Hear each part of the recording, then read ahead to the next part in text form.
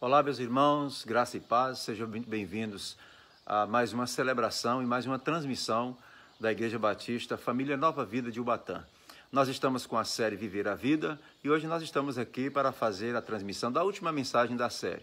Nós já ministramos aqui três temáticas e hoje você é o nosso convidado especial e ser abençoado de uma maneira intensa pelo nosso Deus. O tema de hoje é pegadas e eu quero te convidar para lermos o texto bíblico que está em Hebreus, no capítulo 11, o versículo de número 4, que nos diz: pela fé ofereceu a Deus Abel maior sacrifício do que Caim, pelo qual alcançou o testemunho de que era justo, dando Deus testemunho dos seus dons, e por ela, depois de morto, ainda fala. Mais do que nunca, o ser humano está muito preocupado com as questões ambientais, a sustentabilidade. Nós estamos muito preocupados com o aquecimento global, com a reciclagem, enfim. E o propósito do ser humano a cada dia é fazer com que as pegadas ecológicas elas sejam diminuídas em nosso meio. O meio ambiente precisa mais do que nunca de proteção. E quanto mais a gente diminuir as pegadas ecológicas, mais qualidade de vida nós vamos proporcionar, tanto para nós quanto para gerações que virão depois de nós. Então hoje, meus amados, quando nós falamos em cuidar do meio ambiente, nós estamos nos tornando administradores de um planeta que o próprio Deus já nos confiou desde o tempo em que o homem foi colocado aqui na Terra.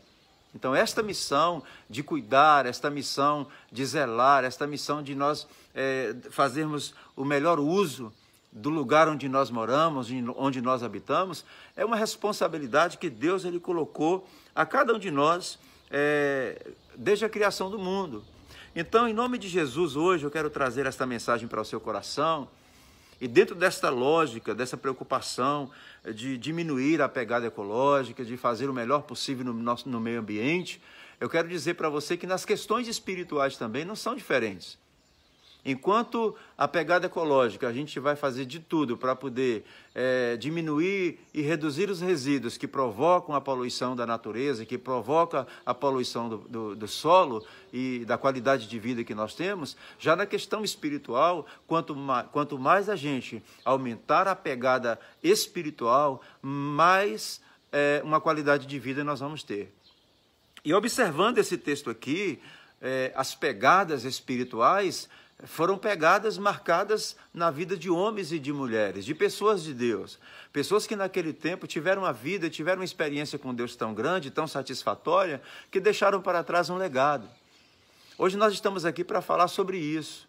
Nós estamos chegando no fim do jogo, no final de toda esta série, e a nossa intenção hoje é fazer com que você possa compreender que nós estamos aqui para deixar o nosso legado, para deixar a nossa história, para deixar as nossas pegadas, para deixar as nossas marcas na vida daqueles que virão depois de nós. Uma pergunta que muitas vezes a gente não quer fazer para nós mesmos é que tipo de marcas nós estamos deixando nas pessoas. Precisamos parar hoje para pensar. Eu convido você hoje a parar um pouco, a pensar que tipo de marcas, que tipo de legado você está deixando para aqueles que estão à sua volta, para gerações futuras. Prestem atenção comigo hoje e eu quero te convocar também a pensar que nós precisamos causar uma impressão positiva. E não apenas positiva, mas uma impressão duradoura na vida daquelas pessoas que estão também à nossa volta e daqueles que convivem conosco. Então, para que você possa aumentar as pegadas espirituais e deixar um impacto na vida das pessoas, em primeiro lugar, reconheça a sua necessidade do perdão de Deus. Nós precisamos reconhecer, para causar um impacto na vida das pessoas, nós precisamos reconhecer hoje a necessidade que nós temos do perdão de Deus para as nossas vidas. A palavra do Senhor nos diz no Evangelho de Lucas, no capítulo 18, versículo de número 13, que o publicano, porém, estando em pé, de longe, nem ainda ousava levantar os olhos ao céu, mas batia no peito dizendo: ó Deus, tem misericórdia de mim, pecador. Atentem nesse momento que da mesma maneira como nós tentamos diminuir a poluição do ar, a poluição do solo, a poluição das nascentes dos rios, nós também precisamos lutar para diminuir a poluição também da nossa alma. É muito importante que a gente aprenda a diminuir a poluição da nossa alma. Por quê? Que quanto menos resíduos ficar na nossa alma, mais interessantes nós nos tornamos como pessoas e teremos uma capacidade maior de impactar outras vidas. Quanto mais a gente polui o coração da gente, a gente vai sentindo a cada momento uma distância de Deus.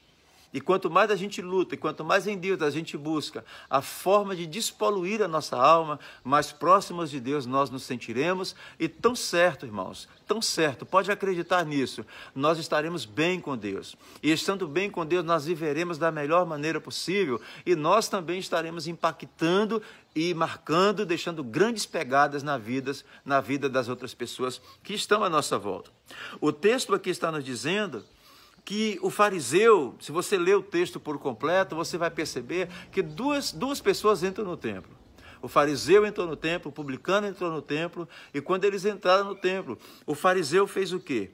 Imediatamente, aquele fariseu desprezou as suas próprias debilidades, ele desprezou as suas próprias faltas e se concentrou no erro do outro. Ele se concentra agora nos pecados dos outros, ele se concentra agora no pecado daquele que estava com ele naquele mesmo ambiente. Ele não se ocupou em pensar na sua própria vida, em se autoavaliar. Todos nós cometemos erros e todos nós cometemos falhas, todos nós erramos com as pessoas. Nós precisamos pensar nisso e entender que muitas vezes nós fazemos escolhas, e muitas escolhas que nós fazemos são ruins.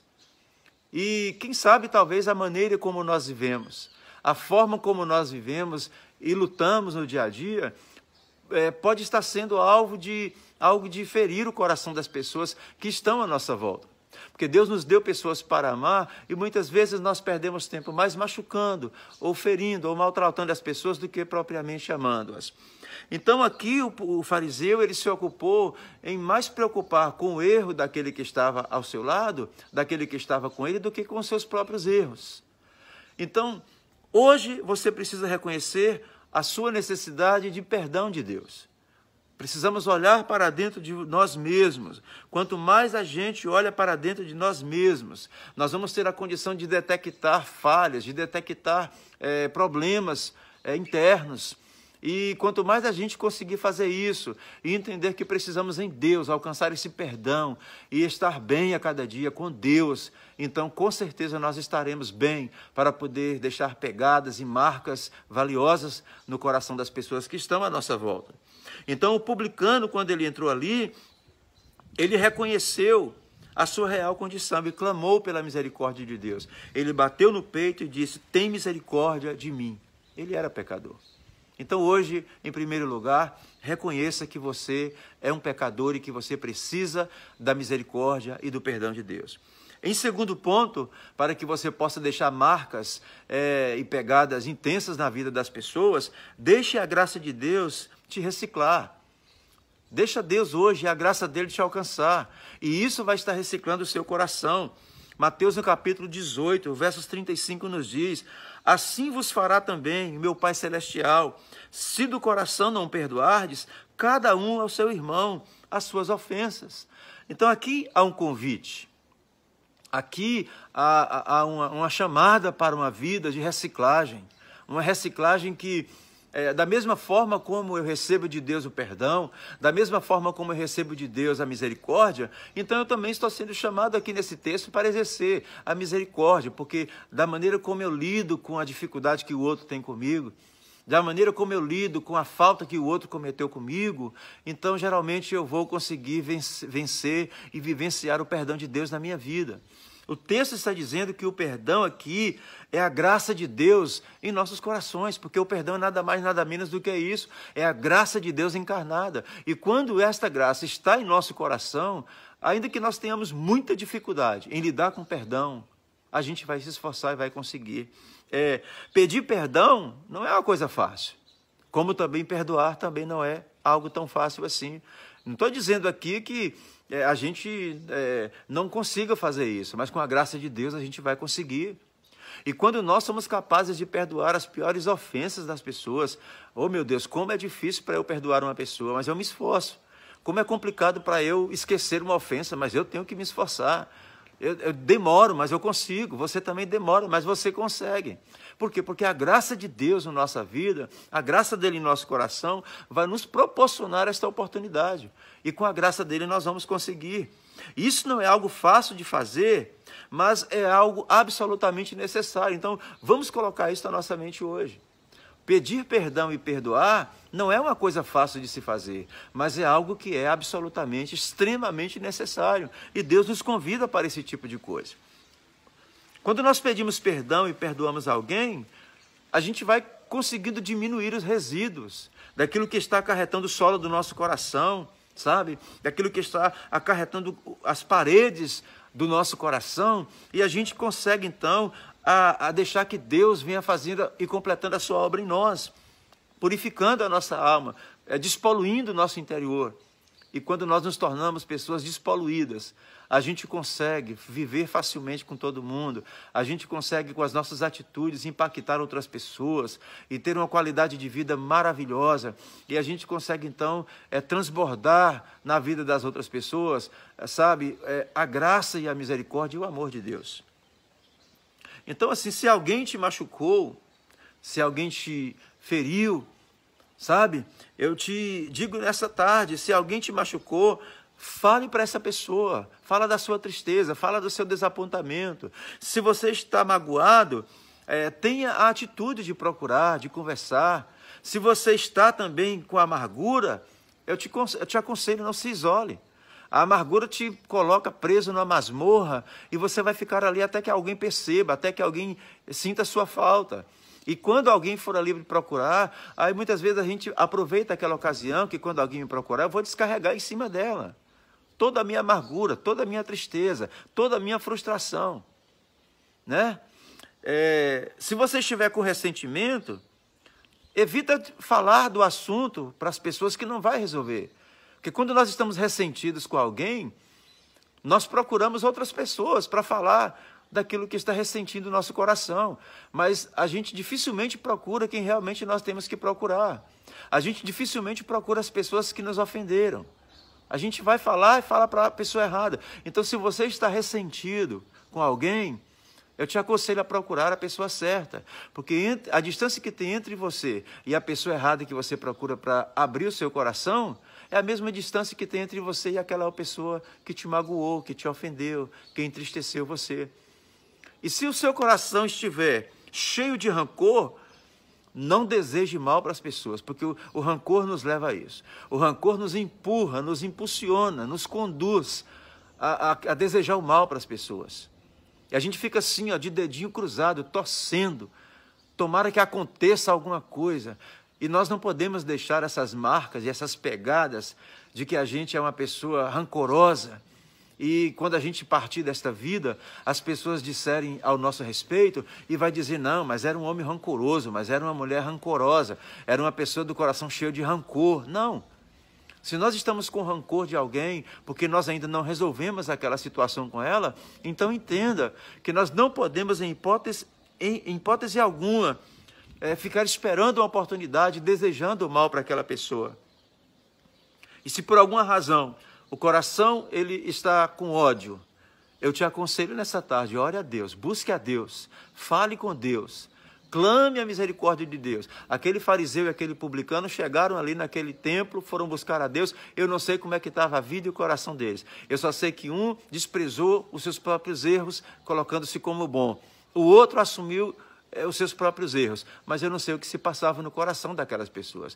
Eu também não sei o que se passa no seu coração, eu não sei o que se passa na sua vida, mas eu te aconselho hoje, se existe ódio no seu coração em relação a alguém, ou o que quer que seja, então em nome de Jesus hoje, ore a Deus e peça a Deus para te encher da graça dele, porque a graça de Deus pode reciclar o seu coração e reciclar a sua alma.